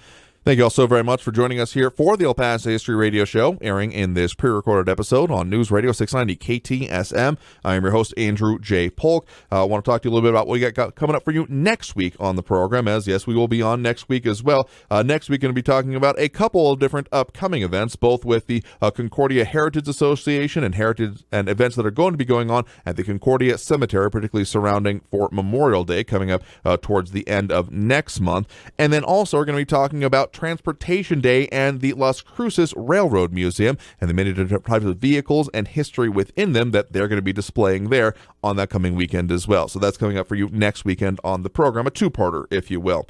And then, of course, have a lot of other great support that comes from us here, and some new sponsors that we'll be discussing here in just a minute. But in the meantime, joining us here in studio, do have, again, documentary filmmaker Jackson Polk talking more about the opportunity and the access that was kind of unique, and again, maybe it was there for the asking, but when it came time to it, not many people had asked, if any, about access to the site that we were able to get through to, again, culminating at least in part in that last tour of the El Paso smelter video that is, again, up and available over on our YouTube page. And it's free. Where this is streaming as well, absolutely. So the further details that came along with us going through there, I mean, I remember some of the times, want to say, one of the earlier times, I was in college by this point, when this was all kind of coming to a culmination and finally happening. And so I was in and out of town with some of these, but I remember one of the times, particularly when you're going through like the ore bins and those kind of aspects of it, we saw, the conveyor belts up from the ore bins going up and over some of the facilities over into, the actual smelting process areas.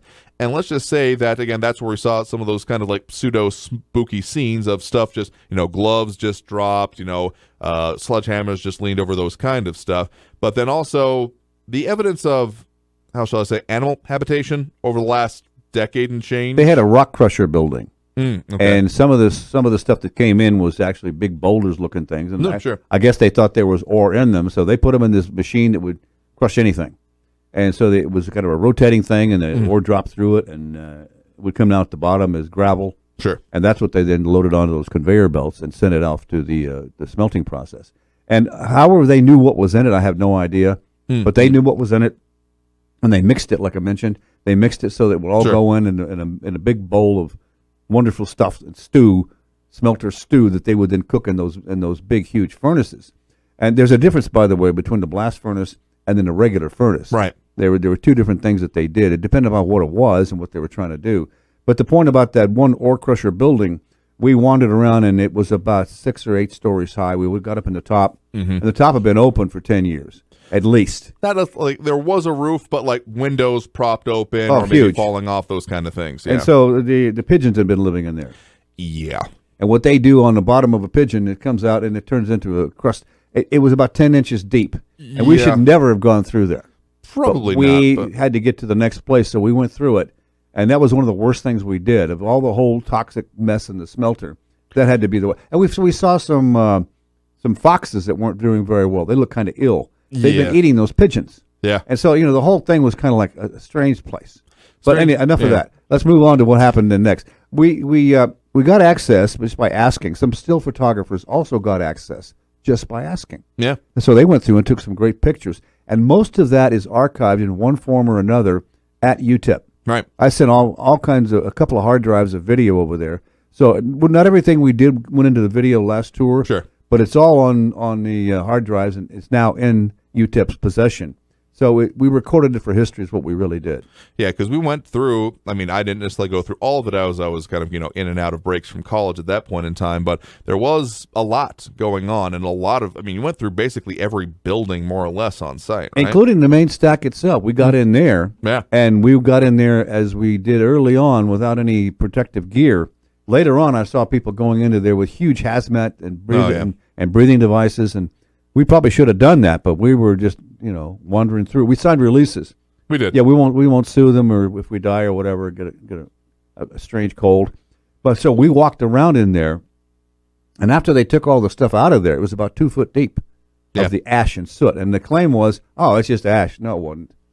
But anyway, so we got in and took a look at it. Yeah, and we're able to go in and see. I remember them unlocking that door that was at the base of the stack because they needed access on their own because the actual, it wasn't like the stuff was burning at the bottom of the stack and going up. It was being piped into the stack. So it was, maybe a dozen or 2 feet above us, basically where the actual inputs were. So there was just a door that would lead into the first outer part of the stack and then the inner part of the stack. There were 2 stacks. That's what people should realize. When the big one came down, it was a double stack. Yeah, exactly. One inside the other. And when it smashed, it broke into billions of pieces. Oh, yeah. And I saw nothing bigger than maybe the hood of a car.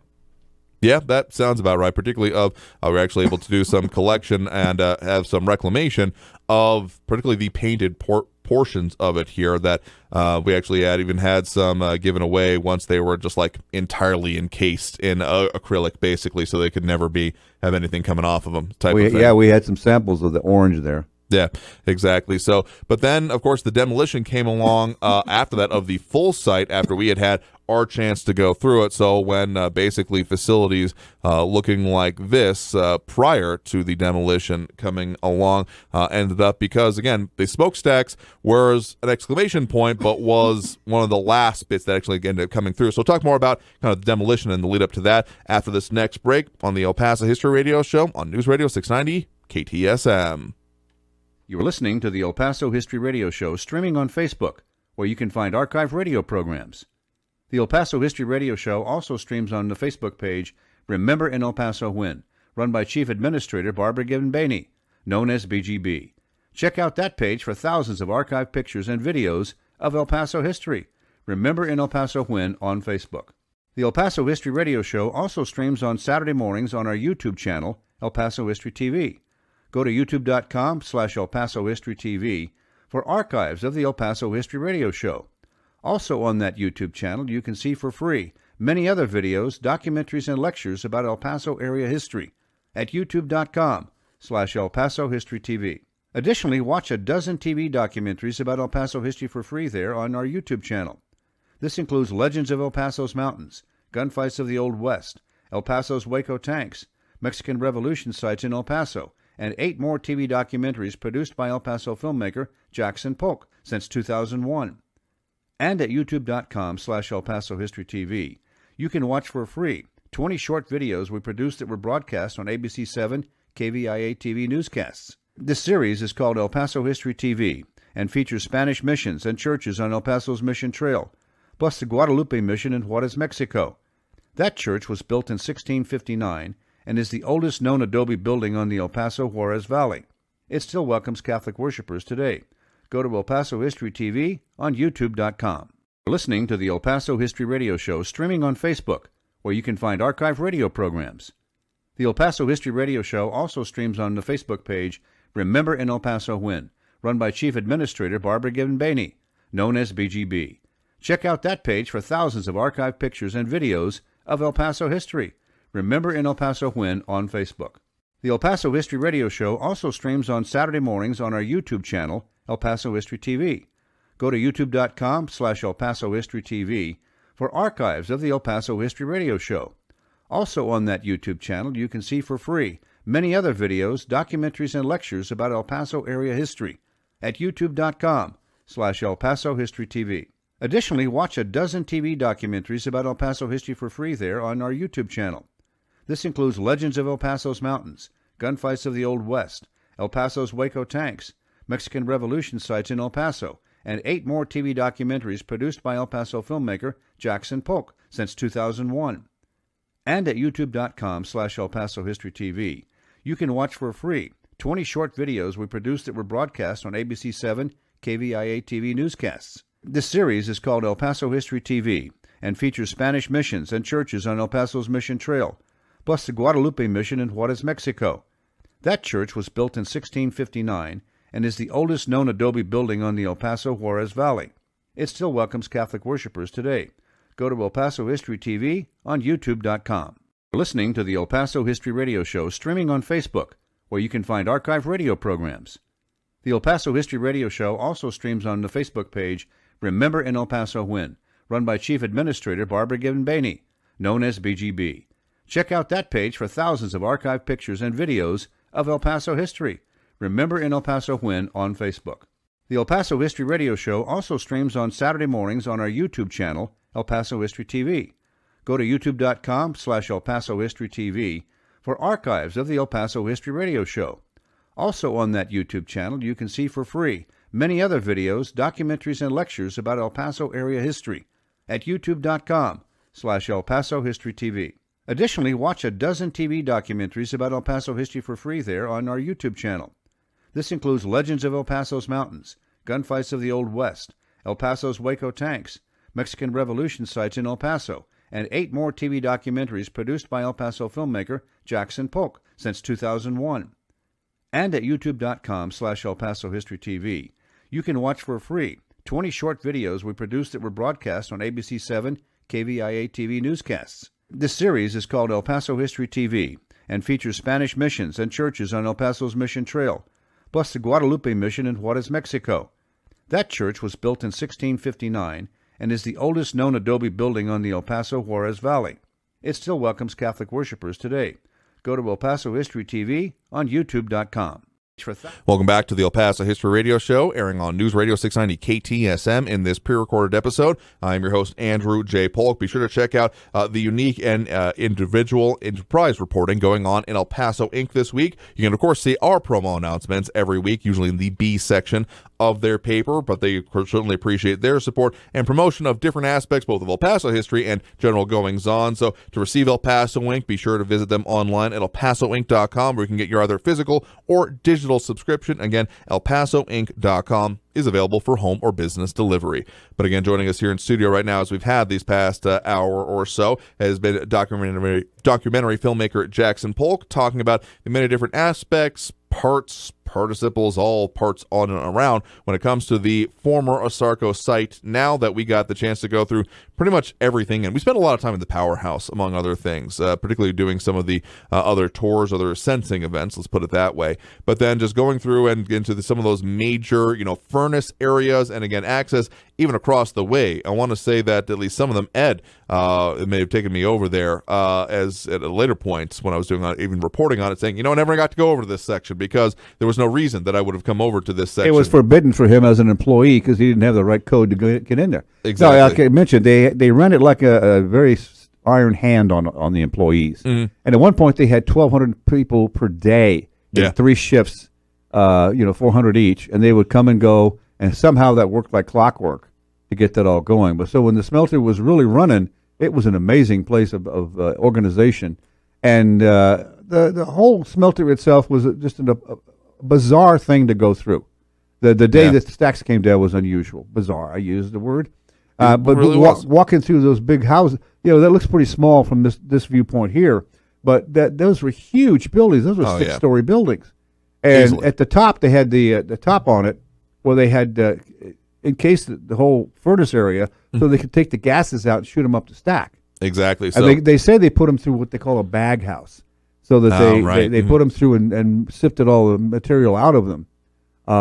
I would question whether that really happened, like I say, but that was the claim. Yeah, I mean, if I remember correctly, we're talking about the bag house. The reason they called it that, and I don't know if it's totally visible from this view here, but the bag house, it literally had what looked like these giant kind of long, almost paper bags, except they were way huger than any paper bag ever could be able to maintain, and kind of was bulged out because they would kind of, shoot the air through that. I think their major purpose, if I'm again remembering correctly, was reclamation, because, hey, if there's enough trace there, it would make sense to try and pull it back out. They'd sell it if they could. Like one guy said, that it was like slaughtering a cow. They used everything but the moo.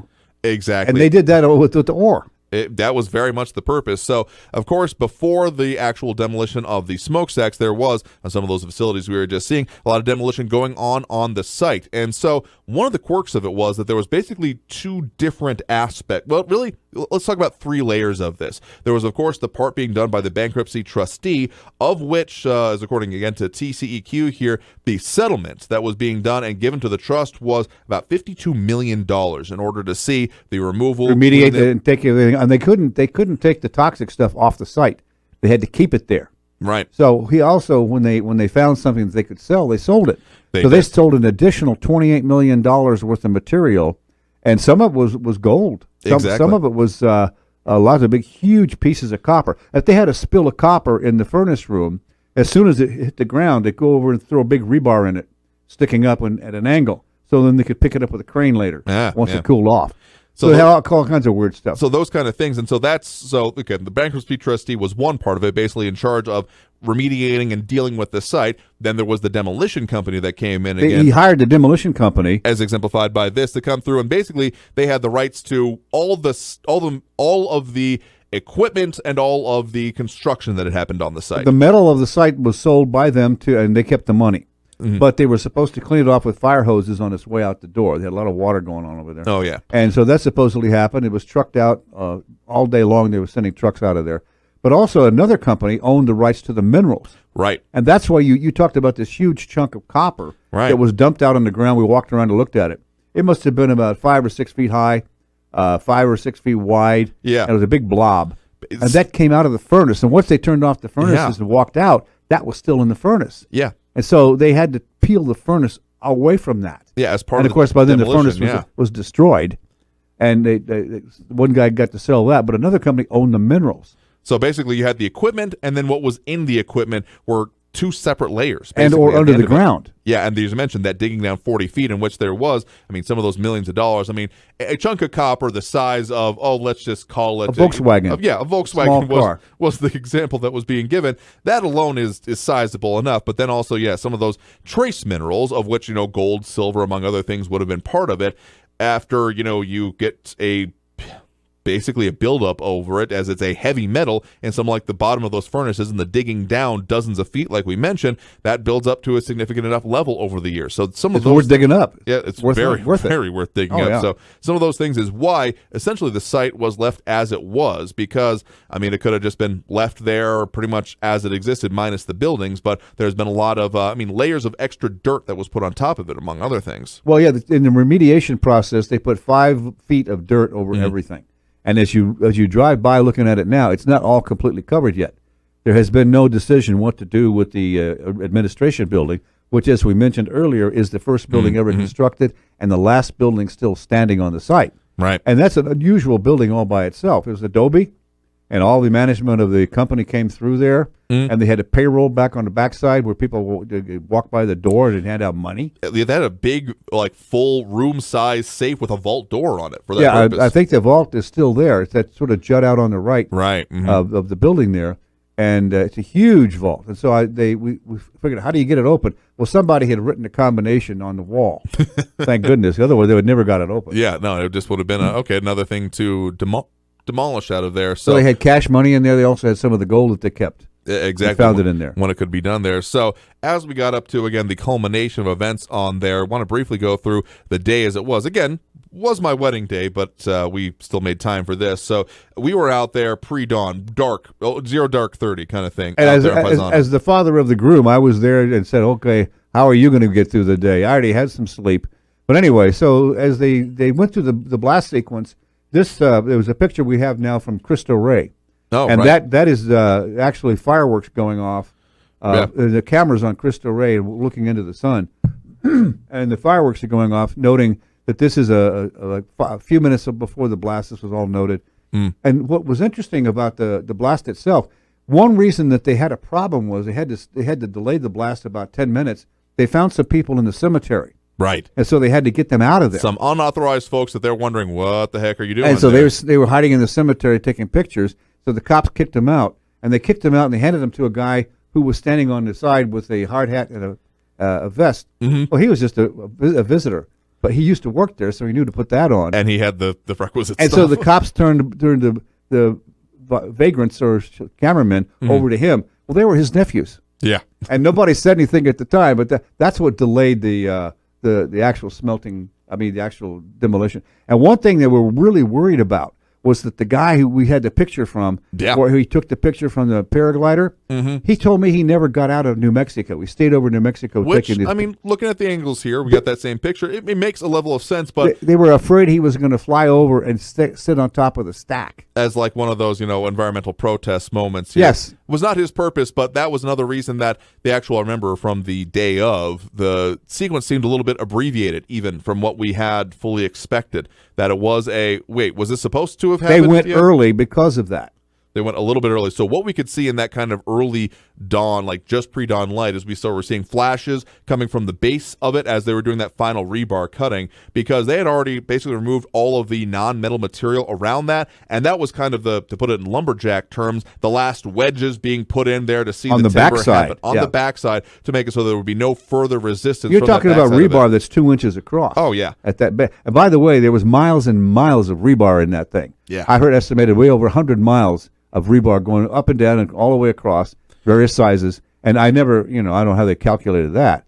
But also, it took them about a year and a half of continuously pouring concrete to build the stack in the first place. Exactly. And they couldn't stop.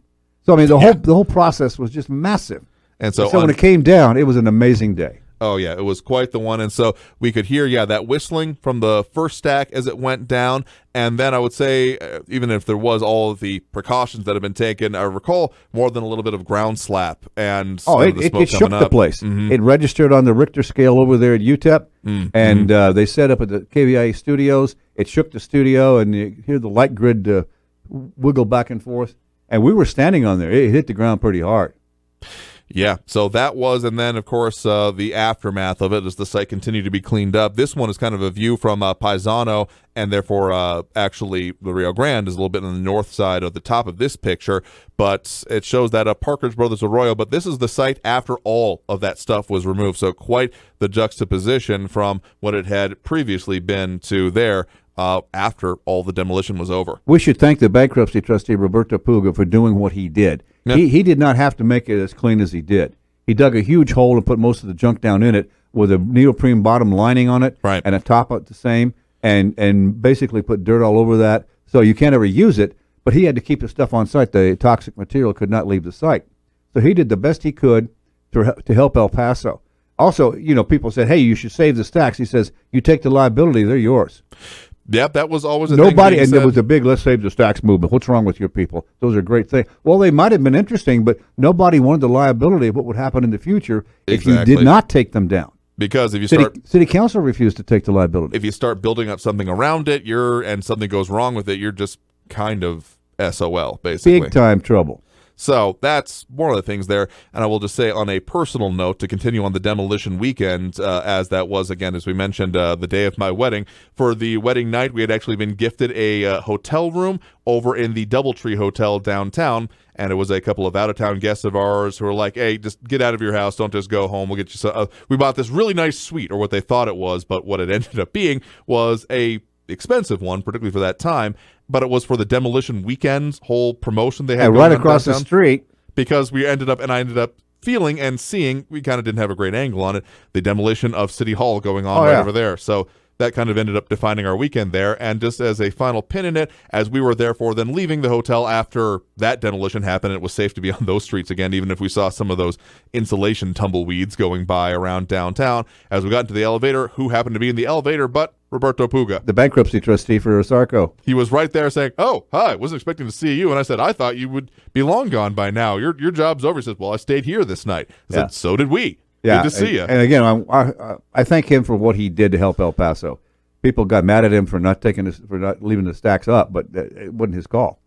Yeah, I mean, and if you want to buy the land, it's still available, apparently. Yeah, there is. I mean, there's been a variety of different things going on that over the years, and that's frankly a whole nother show, but one that still has a kind of a question mark happening there of what will happen next. So it'll be a future topic for ours here. But so that's some of our experiences. There's a whole lot more left unsaid, but kind of an overview as best we can of both our experiences, the stuff that went on at the site, and that we were able to go through and put together again into that very unique and different ways, both on the broadcast the day of and again into that last tour of the El Paso smelter. I want to thank you for the opportunity to come talk about this, and it's the first time I've been in the studio since I left. And I retired because I just think it was time. Yeah, sure. And I thank you for taking the show over. Yeah, absolutely happy to do so. And I wish you well. I hope it goes on as long as you want to. I hope we do another 30 years of this, among other things. So, again, guest in studio for us right now has been Jackson Polk, documentarian, and former host of this program, talking about our experiences going in and around on the ASARCO site on the 10th anniversary of the final major demolition that happened there. So thank you very much. Thanks a lot.